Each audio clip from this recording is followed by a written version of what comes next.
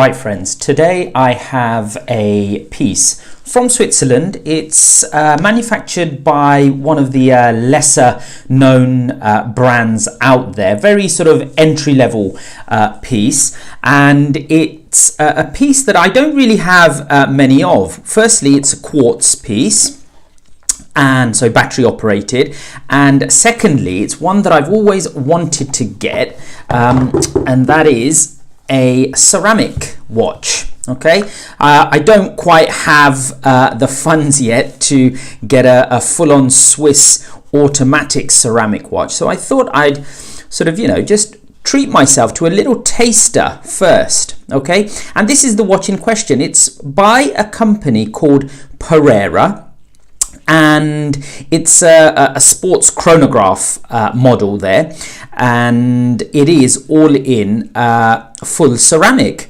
apart from the actual bezel. I believe, I think the bezel insert may be an aluminium insert there. So the reason why I got the watch, essentially I like the look of the watch. It's actually quite nice. In terms of the size, it's a 44mm from one end of the actual bezel to the other.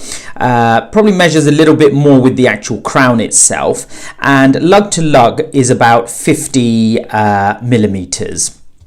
And we can see there that it's got the classic sort of chronograph function. It's got a tachymeter on there. It's got the actual running seconds hands. It's also got a day and date complication with also a 30-minute tracker for the actual chronograph function itself.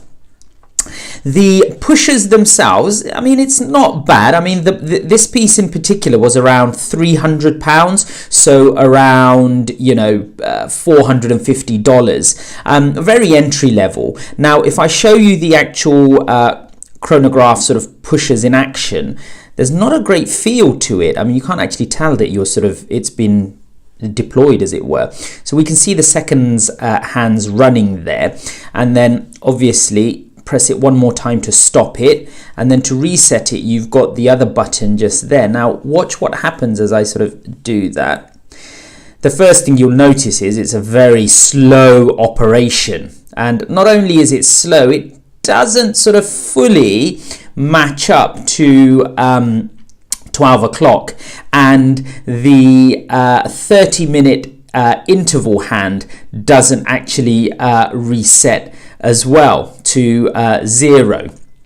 But hey ho, at that price I don't think I could have expected much more. Okay, I mean, I don't really use a chronograph function, and when the time comes for me to upgrade to a chronograph model, then I probably will get a really nice Swiss auto chronograph. It does have a rotating sort of diver's bezel, okay, and that spins around quite tight, and at the same time the actual sort of the grip, or the knurling if you like, here is not really sort of pronounced, so I can't grip it so well. But I'm not going to really take this diving. It's I think the waterproof rating to this is about 50 meters. Friends, are you enjoying the video so far? If so, please consider liking and subscribing, and please let me know if there's anything I can improve for your viewing content. So again, not too bad, but obviously as it does have the sort of the chronograph function, you don't want to sort of deploy that when you're underwater. The actual fit and finish of the actual piece is really nice. I do like it. It really has that shiny sort of ceramic finish that you would actually expect, and actually I was expecting it to be of a much lesser quality, the actual ceramic, but it's actually a really good quality to it. If I just catch it in the light, we can see there that it's a stainless steel back. It's a Swiss movement, and that's the other thing here. It is actually it contains a Swiss ISA movement, and I believe they are really well sort of manufactured Swiss quartz movements. It does have a sapphire crystal there, and then we have the water rating. Now the only issue with a lot of ceramic watches is that look guys, when you sort of press it, it does leave a lot of fingerprint marks. Okay, so you do need to sort of give it a quick wipe down with the old microfiber cloth. The actual the butterfly deployant clasp, I actually had to put this one on again. I replaced it because what was happening was when I was wearing the watch, as you know, I am a righty, so I wear it on my right hand.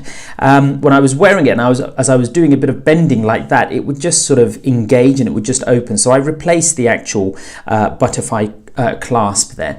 Now you can see on the hand there, I mean, I really like the look of it. You can see there that with the actual ceramic, it's done to a really good quality. And obviously the nature of ceramic, or where they get these sort of metal oxides and they fuse it under really high temperature, results in a really hard base material. So it's very resistant to scratching. So in terms of an entry-level ceramic model, you know, I'm really happy with it. I didn't pay much for this actual watch, and you know, it's lasted me a fair while. It's going on to about 4 or 5 years now. The company, like I say, is based in Switzerland, very small sort of manufacturing, but you know, you get what you paid for. Don't expect to, you know, get something that is going to be really sort of at the uber high end, if you like. So all in all, I think they've done a good job. Couple of things that they can sort of resolve, and that was with the actual alignment of the second hands. The deployant clasp that you have here are really my only two niggling issues.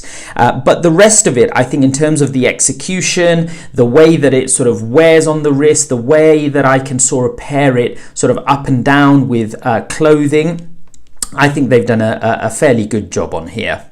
So that's the Parrera chronograph in ceramic finish.